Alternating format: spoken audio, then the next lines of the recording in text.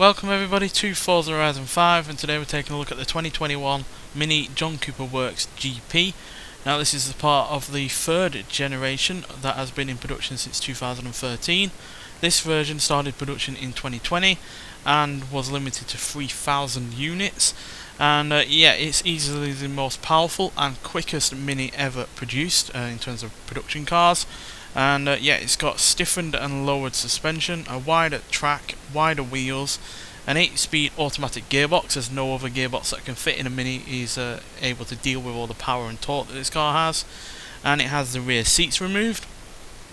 It's also got wider wings on the side of the car due to the wider tyres and wider track. It's got, you know, a front splitter, a really rather quite large rear spoiler, twin exhausts, and yeah, overall I do like the look of this car. I'm not a massive fan of the way that the car looks at the front. It does look a little bit stretched, which is a problem with this third generation Mini overall, but the rest of the car does look really rather nice, and yeah, it definitely does look the part in terms of performance. And yeah, as you can see, the rear seats are no longer there. You've just got a strengthening beam instead, but you know, if you want to carry a lot of stuff, you've certainly got all of the room in the world to do that now. And yeah, but the interior at the front still looks pretty good. Still looks comfy enough and usable enough on a day-to-day basis, especially with, you know, the fact that it's still got a lot of the equipment. And obviously it still has an automatic gearbox, so it's not going to be the hardest of cars to drive. So yeah, they've obviously ditched some of the weight, as it now only weighs 2,855 pounds. But the big, you know, aspect of this car is the engine, as yeah, like I said, the most powerful Mini ever made in terms of production cars. So yeah, it's 2-litre turbocharged inline-4 engine. Now produces a massive 302 horsepower and 332 pounds-feet of torque, which is a huge amount of power to be asking out of a Mini. I remember only about 10 or so years ago that they were saying a Mini could only get up to about 220.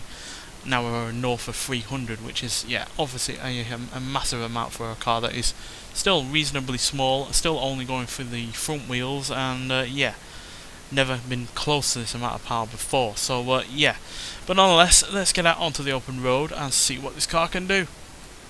So yeah, inevitably with all of that power, this is no you know, slouch in terms of straight line speed. So let's see what it can do before we hit the speed camera, and then we'll hoon it around the track. So yeah, as you can see, it does struggle a little getting off the line with all that power, but as soon as you get it through a couple of gears, it's all sorted out, and it's just, you know, putting that power down where it needs to be.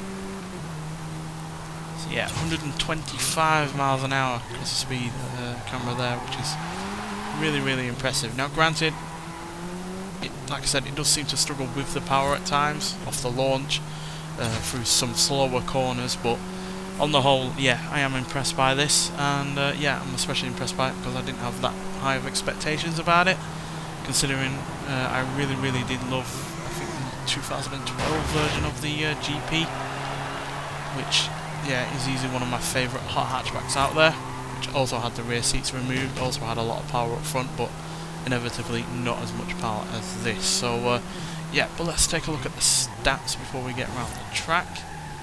So yeah, in rivals, so we're a lower A class, which I didn't think a Mini would ever get to be honest. But yeah, as you can see, speed, handling, and yeah, acceleration are all decent. Braking, I wish would be a little bit better, and as you can see, the launch isn't quite that good because of how much power is going through those front wheels. And it's also got 64% of the weight up front, which is obviously quite a lot. So that is inevitably going to induce some understeer. But in all honesty, I was expecting to have a lot more understeer than it has, as you'll see when we get it around the track. So yeah, as per usual, I'll let you listen to the engine first before we talk about it some more.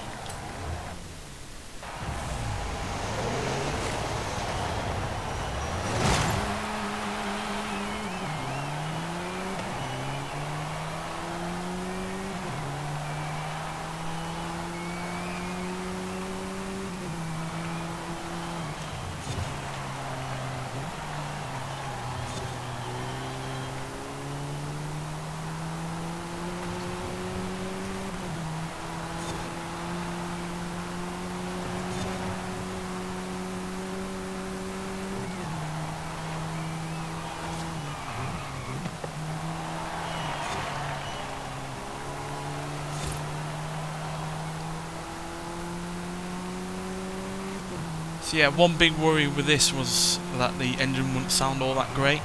A lot of cars that have, you know, small engines but huge amounts of power do sound quite dull at times.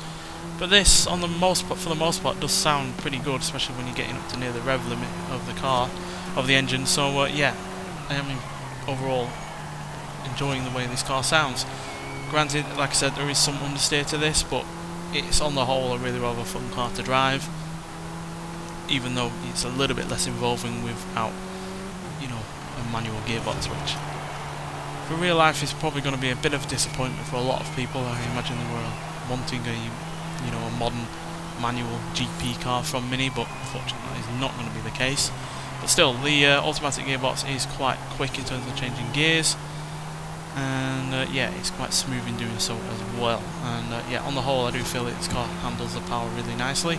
It's got plenty of grip when you've got up to a reasonable amount of speed, and yeah, like I said, only through slower corners does it have, you know, the kind of understeer you'd expect. So yeah, about this kind of speed there is some understeer, but when you get above that, it's yeah, more than easily able to pull in the corner. Acceleration wise, 0 to 60 in 5.13 seconds, 0 to 100 in 10.115 seconds, and it going to a top speed of 163 miles an hour, which, yeah, is pretty much sports car territory, not even close to being, you know, most hot hatches, to be honest. Although this is one of those breed of hot hatchbacks that are more like super hot hatchbacks. Pretty sure anything above, you know, 290, 300 horsepower can be considered that. So, you know, you like to the Ford Focus RS, Mercedes A45 AMG, and the Honda Civic Type R. But still, I really do like this. It's kind of, you know, mad and insane in a way that you wouldn't normally expect from a Mini, to be honest. They're quite sedate and are quite, you know, by the numbers in a lot of ways, a lot of Minis, but this, yeah, is quite mad in terms of how much power it's got, how quick it is, and the fact that it's able to actually deal with the power at all really is, yeah, mightily impressive. So you can get this car in the car pass. It's the yeah, the latest car in the car pass after the McLaren and the Oldsmobile. So yeah, and out of the three, this is my second favourite. I wasn't expecting it to be, because I was expecting it to be quite a sedate kind of car like other Minis have been before, but yeah, this is really, really fun to drive, and yeah, mighty surprising the car pass lineup. Nonetheless, thanks for watching, and I'll see you in the next one. Bye.